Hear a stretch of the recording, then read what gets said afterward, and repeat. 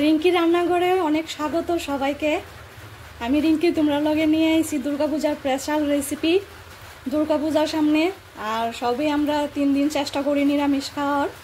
আজকে তোমরা লেগে নিয়ে আইছি বাসন্তী পোলাও, যেটা আমরা নিরামিষ 3 দিনের মধ্যে একদিন নিশ্চয়ই সবে খাই। আজকে তোমরা লগে এটাই শেয়ার করুম, বাসন্তী পোলাওর একদম সিম্পল রেসিপি। চলো কি কি লাগে সঙ্গে থাকো, দেখাই।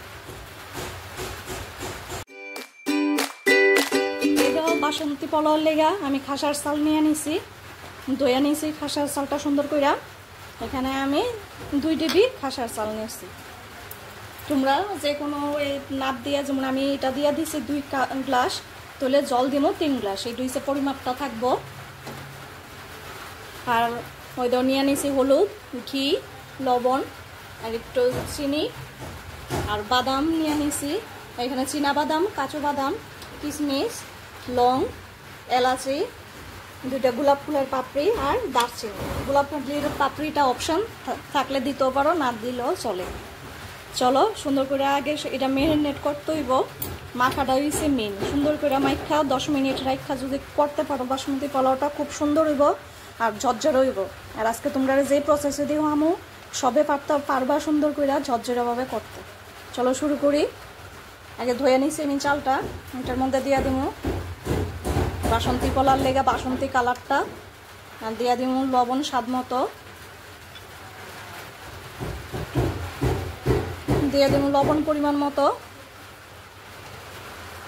আর দিয়ে দিব ঘি।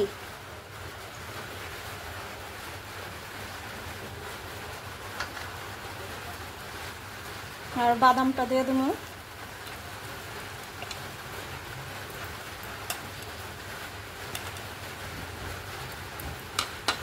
দিয়া সুন্দর করে এটা মাখা নেব।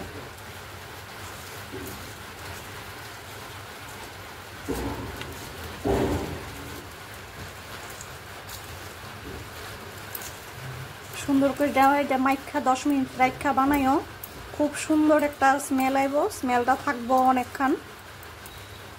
আর কি কমু, আমরা তো দুর্গাপূজাকে লেগে নিরামিষ মানেই আমরা বাসন্তী পোলাও খুবই সবাই পছন্দ করি।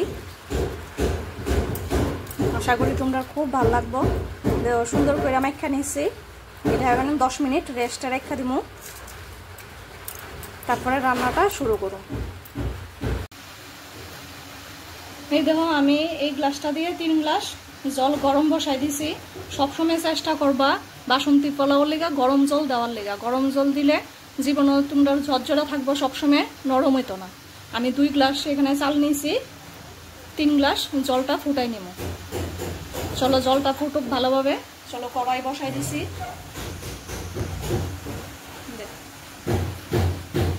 10 মিনিট আমি ম্যারিনেট করে রাখছিলাম চালটা। এখন কড়াই বসাই দিছি, কড়াই গরম হয়েছে, এই মাখার নাম চালটা দিয়ে দিই।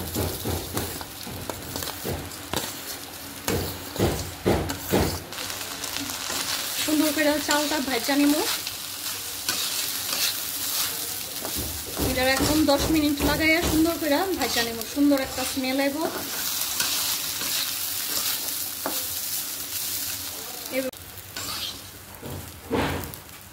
দেখো আমি 10 মিনিট লাগাই এটা ভাজা নিছি, সুন্দর করে একদম কাটি কাটি মতন হয়েছে, একটুও জল নাই।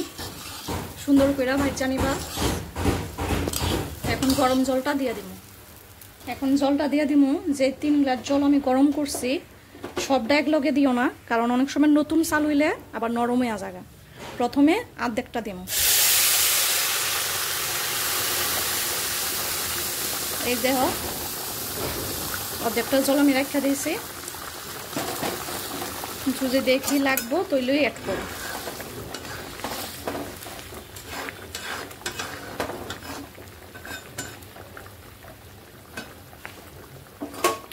এখন ঢাকা দিয়ে দিব কমায়া। এই যে 2 মিনিটের লেগে ঢাকা দিয়েছিলাম কমায়া, দেখা নিব। এই দেখো জল নাই, আর আমার চালটা সিদ্ধ হয়েছে না, তাহলে আমি বাকি জলটা অক্ষণে দিব।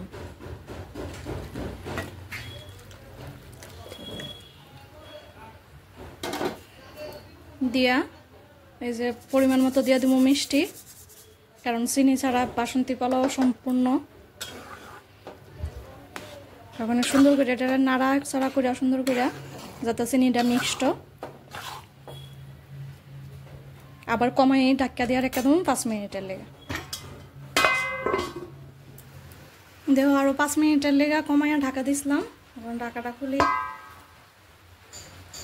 এই যে দেখতে পাচ্ছ একদম রেডি একদম হয়ে আছে ওখানে নামাইও না গ্যাসটা বন্ধ করে আরো 5 মিনিটের লেগে ঢাকা দিয়ে রাখবা দেখবে একদম জলজুরা সুন্দর করে হইব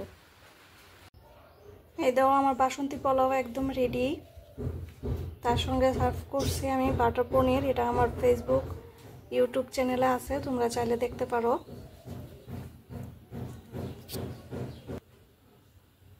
দেখো আশা করি তোমরা খুব ভালো লাগবে দেখো জর্জরা সুন্দর বাসমতি পোলাও হয়েছে তোমরা প্লিজ সবাই বানাইও আমার কমেন্ট করে জানাইও কেমন লাগলো নিরামিষ আজকে রান্না তোমরা দুর্গা পূজা উপলক্ষে আমি দেখানোর চেষ্টা করতেছি আরও আমি কয়েকটা রেসিপি তোমরা লগে শেয়ার করুম প্লিজ সাপোর্ট করো সবাই লাইক কমেন্ট সাবস্ক্রাইব করো রিঙ্কি রান্না করে সবাই পাশে থাকো আজকের মতো টাটা বাই বাই